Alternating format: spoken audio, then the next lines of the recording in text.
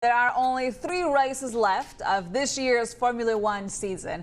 And while McLaren have secured the Constructors' Championship, it is all to play for in the race to be crowned Drivers' World Champion. Both McLaren drivers, that's Lando Norris and Oscar Piastri, are first and second in the standings, respectively, while the 4-time world champion Max Verstappen is hot on their heels, creating a 3-way battle for the top prize in motorsport. However, there was nearly a chance that McLaren would never compete again, let alone race for victories and championships. CNBC's Tania Bryer spoke to Zak Brown, the CEO of McLaren Racing, about how the team was brought back from nearly going bust, thanks to the support of investors and majority shareholder Mumtalaka, the sovereign wealth fund of Bahrain, alongside Brown's new book, 0.7 of a second. Listen in. Ultimately, they took the decision, we'd rather own 70% of a team that has a chance of getting back to winning world championships and selling off 30%, 30%, versus retaining 100%, but never getting back to the front. So we found investment that gave us the ability to invest, get back to the front, and that's exactly how it worked out.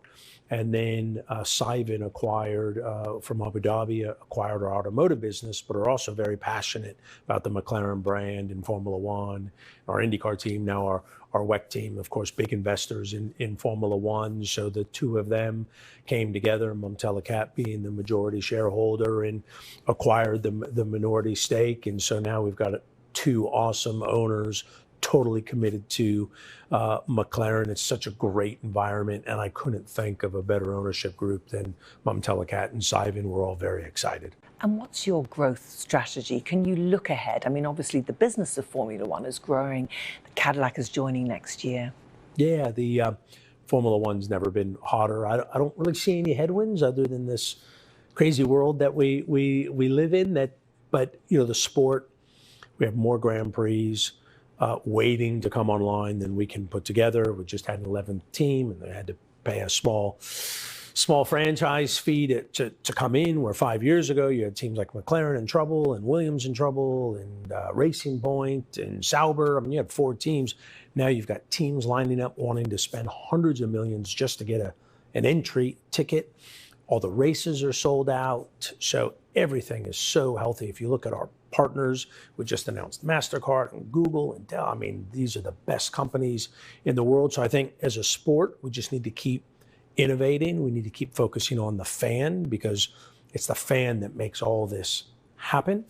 And then from a McLaren point of view, I need to bottle up all this great energy that we have and all this great teamwork and people, and not let happen what you've seen with other teams, which is people start to pick your people off, and then there becomes politics. And so we've got this great energy. So I see nothing but success ahead for McLaren.